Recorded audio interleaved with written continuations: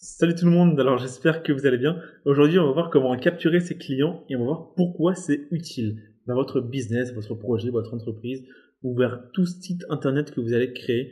Pourquoi est-ce que vous devez capturer les mails de vos clients? Et on va voir pourquoi on dit capturer. Mais avant tout ça, intro.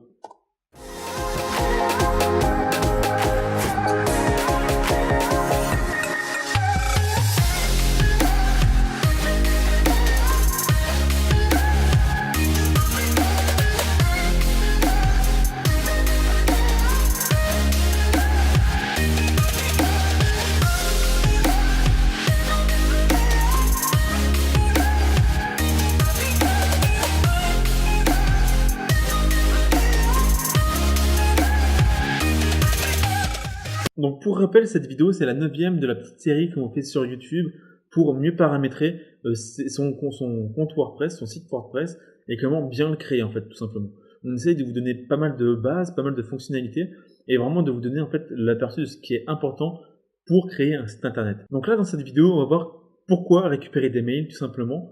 On va voir comment avoir un aimant à un mail. On va voir pourquoi on appelle ça aussi un aimant à mail. On va voir ce que c'est que la RGPD. On va voir Mailchimp et HubSpot, qui sont des moyens de récupérer ces mails. On va voir comment créer vos propres mails, les différentes fonctions qui sont importantes ou autres. Et on va voir d'autres outils qui peuvent être pertinents, on va dire, pour vous. Donc, récupérer des mails. Alors là, c'est tout bête, mais on aurait pu mettre capturer des mails. Mais c'est pourquoi, en fait, réaliser ça. Et bien tout simplement parce que dans votre business ou dans votre projet, vous allez peut-être vouloir interagir de manière récurrente avec votre public. Tout simplement, ça peut être avertir de nouveautés. Si vous avez une application, ça va être pouvoir lui dire, ben voilà, ce mois-ci, il y a des nouvelles fonctionnalités qui sont disponibles. Donc, il va pouvoir le voir grâce au mail qu'il vous aura donné. Par exemple, si vous voulez mettre en avant un produit qui vient de sortir, vous allez pouvoir également lui dire avec ces mails. Mais si vous n'avez pas ce mail, vous ne pourrez pas l'avertir. Si par exemple vous avez quelque chose d'important à lui dire, un changement dans votre entreprise, dans votre projet ou autre, c'est aussi quelque chose que vous allez vouloir communiquer. Mais si vous n'avez pas de moyen d'échanger avec lui, c'est-à-dire si vous n'avez pas son mail, vous ne pourrez tout simplement pas lui communiquer ça. Parce que ça veut dire que la personne devra venir sur votre site pour avoir ces informations. Or, qu'est-ce qui se passe si la personne ne vient pas sur votre site? Eh bien, tout simplement, elle n'a pas l'information. Donc en fait, récupérer les mails, ça va vous permettre de pousser de l'information directement au client pour être sûr qu'il soit averti. Après, attention, effectivement, de ne pas pousser trop de mails d'un coup. Nous, on a le cas avec des personnes qui nous poussent parfois genre 4-5 mails par jour. C'est vraiment énorme, en sachant que si vous êtes abonné à, je sais pas, on va dire une vingtaine des personnes que vous suivez ou de logiciels, d'applications ou autres, si vous en recevez 4-5 par jour, bah, imaginez l'état de votre boîte mail à la fin de la journée, c'est vraiment un désastre. Et je pense qu'il faut penser user-friendly, dire qu'il ne faut pas spammer l'utilisateur, mais uniquement lui envoyer de l'information utile. Donc lorsque vous récupérez ces mails, faites attention à bien programmer les bons mails au bon moment et ne pas surcharger l'utilisateur. Mettez-vous à sa place, est-ce que vous aimeriez recevoir 30 mails dans la journée? Je ne pense pas, donc ne faites pas ça, tout simplement. Donc 2, avoir un aimant. Donc avoir un aimant, qu'est-ce que c'est? En fait, avoir un aimant, c'est tout simplement avoir une pop-up sur son site qui permet de capturer le mail de ses clients. Par exemple, on va se rendre sur le site de otake.com et on va voir ce que c'est directement en fait, ce qu'est un opt-in pour que vous puissiez bien visualiser en fait ce que c'est. Donc là, sur le site de Otake, on va voir voilà leur première page qui est d'ailleurs plutôt sympa, vous pouvez vous en inspirer. Et là, qu'est-ce qu'on a en fait tout de suite? Là, on est sur la première page. Juste après, si on a ici une capture de mail, là, on nous demande, voilà, on nous fait une accroche, confiance en soi, formation offerte, de quoi cycler pour une confiance en soi immédiate, etc. Enfin bref. Et là, on nous propose de mettre notre nom et notre adresse mail. Et en fait, ce que ça leur permet, c'est de récupérer notre mail en échange d'une formation offerte, là comme ils disent, mais ça va leur permettre de nous recontacter par la suite pour d'autres produits, pour juste nous pousser du contenu plus régulièrement, mais en tout cas avoir un moyen de nous contacter. Et on le fait par le biais de cet opt-in, on va dire, qui récolte cet email. Alors les moyens de récolter, ça va être différent selon votre entreprise, selon vos cas, etc. L'idée, ça peut être une formation offerte, ça peut être l'abonnement à une newsletter, à des informations. Vraiment, il y a beaucoup de solutions pour ça. C'est selon un peu votre business, on va dire. Mais ce qui est important, c'est de comprendre qu'il faut récolter le mail de votre client pour pouvoir le recontacter par la suite. Parce que si vous n'avez pas ça, vous n'allez pas pouvoir le contacter et entretenir une relation avec lui sur le long terme. Également d'autres sites, par exemple le site Blog Influent de Théophile Hélier, qui va également nous mettre un mail avec recevez cette vidéo de formation pour pour votre blog.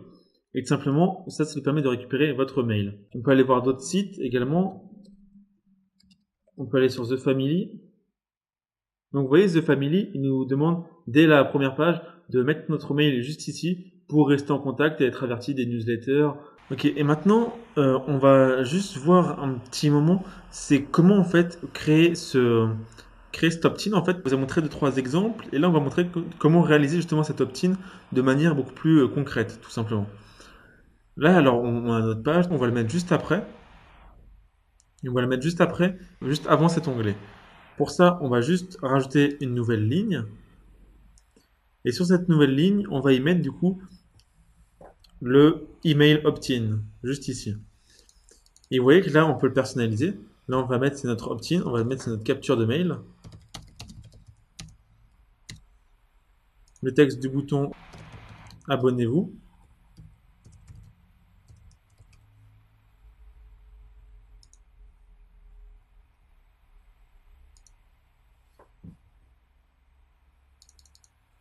Là, notre contenu, vous êtes sur le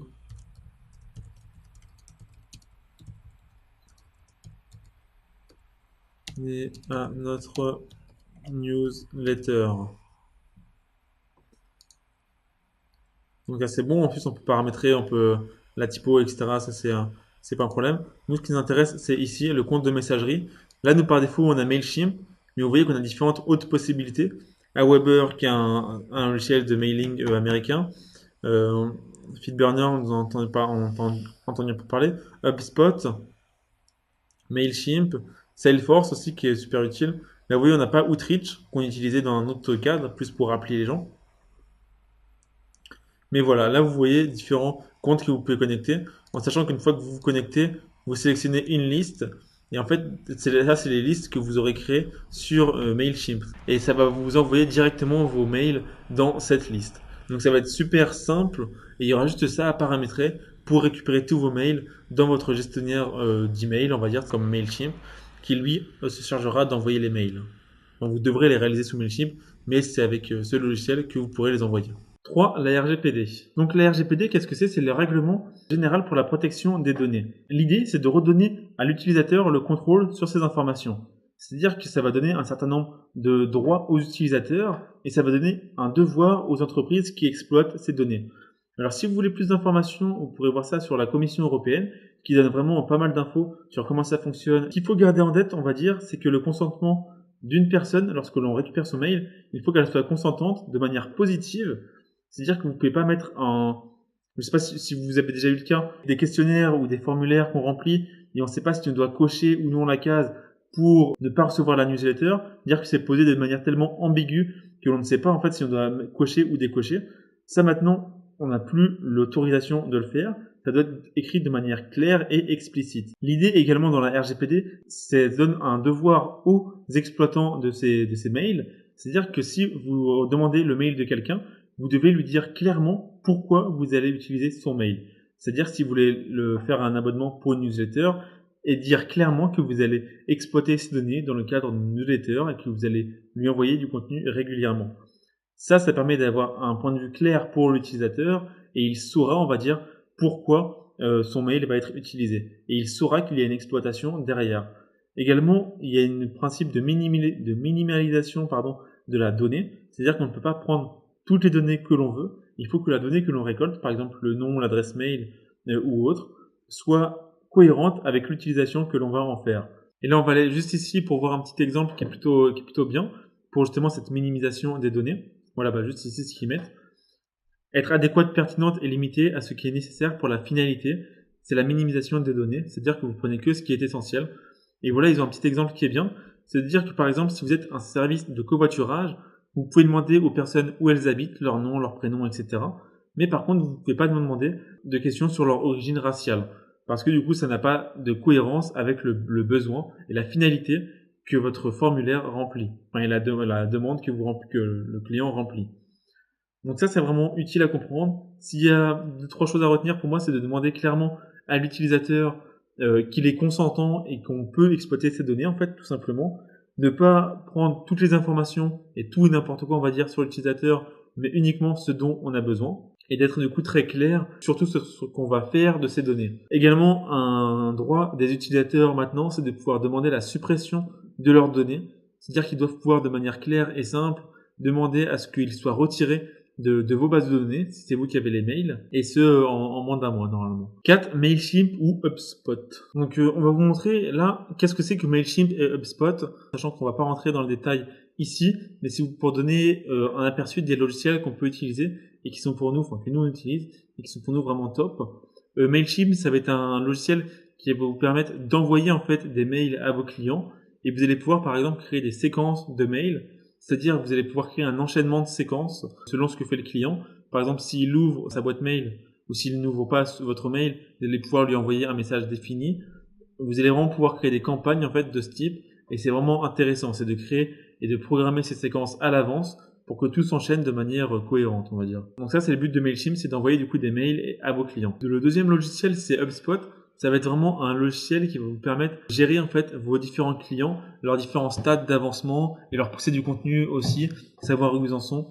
Et en fait, ça vous permet d'avoir une gestion de tous vos clients et de comment interagir avec eux. Donc c'est vraiment un truc qui va être utile. On fera d'autres vidéos un peu plus poussées là-dessus parce qu'il y a beaucoup de fonctionnalités à comprendre. On va dire tout simplement, il y a beaucoup de choses à voir avec HubSpot. C'est vraiment pareil pour Mailchimp, deux outils vraiment très très puissants que nous utilisons pour le moment et dont on est plutôt satisfait. En sachant HubSpot, c'est quelque chose qu'on a commencé à utiliser et justement on vous fera des vidéos par la suite pour vraiment creuser dans le détail sur son utilisation et ses différentes fonctions.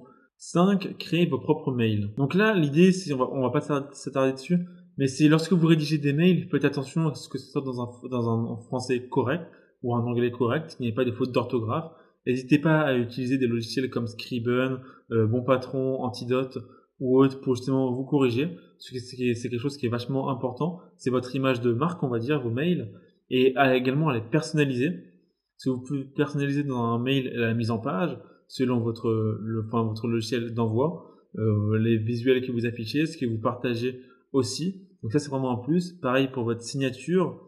Quelque chose qui est utile pour nous pour la signature. Par exemple, pour éviter tout ce qui va être les pages de les contacts par exemple, ce on avait admin@4piliers.org. C'est quelque chose de plutôt impersonnel, on va dire. Et il y a beaucoup d'entreprises qui ont par exemple contact@entreprise.com. C'est quelque chose qui est vraiment impersonnel. Alors c'est sûr, c'est une fonction. En tout cas, de notre point de vue, on pense que c'est mieux de rapporter un peu, on va pas dire de la chaleur, mais on va dire un peu plus d'humanité là-dedans. Et de par exemple mettre un nom de mascotte. On trouve que ça personnalise dans le bon sens vos mails. Par exemple, vous pouvez mettre le nom de votre mascotte, @4piliers.org. Nous, c'est ce qu'on compte faire, parce que on trouve que ça a beaucoup plus de valeur et que c'est beaucoup plus enrichissant que juste mettre contact, le nom de votre entreprise. C'est pas juste un mail de contact, on sent vraiment il y a quelque chose derrière. C'est pas uniquement un truc blanc et terne, on va dire. Donc pensez à bien personnaliser vos mails pour apporter de la valeur à vos clients. Et également, comme on l'a dit au début, à ne pas spammer et à ne pas envoyer trop de contenu à vos utilisateurs, ne pas envoyer, on va dire, 10 mails par jour. 6. D'autres outils. Alors d'autres outils qui vont être super utiles pour vos campagnes d'emailing, ça va être Outreach. L'avantage d'Outreach, c'est que vous allez pouvoir appeler en fait vos contacts directement depuis l'application. C'est-à-dire que par exemple, si vous voulez les démarcher plus directement ou faire de la vente pour une application ou autre, ça va vraiment vous permettre d'appeler vos clients en fait tout simplement, d'enregistrer vos différents appels, de créer des séquences de mails avec mail, call, etc. Enfin, mail, appel. Donc ça, c'est vraiment intéressant comme fonctionnalité. Ça vous permet, on va dire, de gérer vos prospects de A à Z, leur état, et d'avoir un historique sur tout ce que vous avez fait avec eux, en fait, tout simplement. Donc ça, c'est vraiment super utile. Et vous pouvez appeler directement depuis l'application. Donc ça, c'est vraiment top à ce niveau-là. Le deuxième logiciel, c'est Sarbacane. Donc lui, on l'a pas utilisé, mais on en a beaucoup entendu parler, et on l'a beaucoup recommandé. C'est justement, comme ils disent, à créer, envoyer, automatiser et mesurer les résultats de vos campagnes marketing, email et SMS. Donc en plus, c'est un logiciel français. Donc cocorico. Voilà, tout simplement, on l'a beaucoup recommandé en disant que c'était vraiment très bien. Donc, on voulait vous le partager également. On l'a pas testé personnellement, mais on va l'essayer dans les mois à venir, voir ce que ça donne, voir si c'est bien ou non, tout simplement. Donc voilà, c'est la fin de cette vidéo. Donc aujourd'hui, vous avez vu un peu comment maîtriser son outil de gestion de mail, comment créer des opt-in. Vous avez vu 2-3 exemples. Vous avez vu les logiciels qui vous permettent de gérer ça et comment le faire justement sur WordPress. Vous avez vu un peu un tour d'horizon. Et pour finir, on voulait vous laisser avec une citation de Zig Ziglar qui est Stop selling, start helping. Et l'idée, c'est vraiment d'être centré sur l'utilisateur et sur la valeur que vous lui apportez. L'idée, c'est vraiment de l'aider au quotidien et lui apporter quelque chose qui va l'accompagner et qui va lui permettre d'aller plus loin dans la création de son site, de son business ou n'importe quoi dans le domaine dans lequel vous êtes, en fait, tout simplement.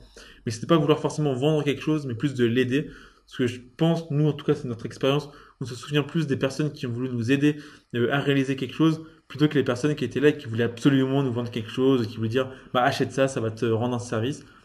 Mais les personnes qui nous ont justement aidé à avancer, à résoudre les difficultés qu'on a eues, etc. Bah celles-là, on en a beaucoup plus, enfin on les a beaucoup plus gardées en mémoire en fait, tout simplement.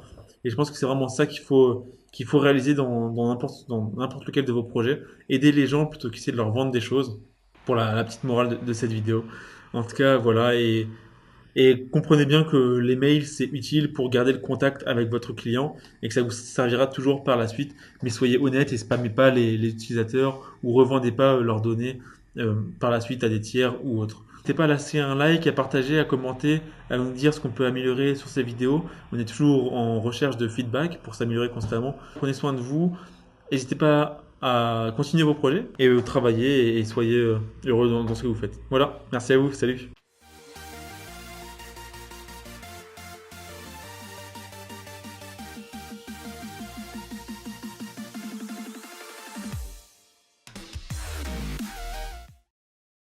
Ça va être tout noir.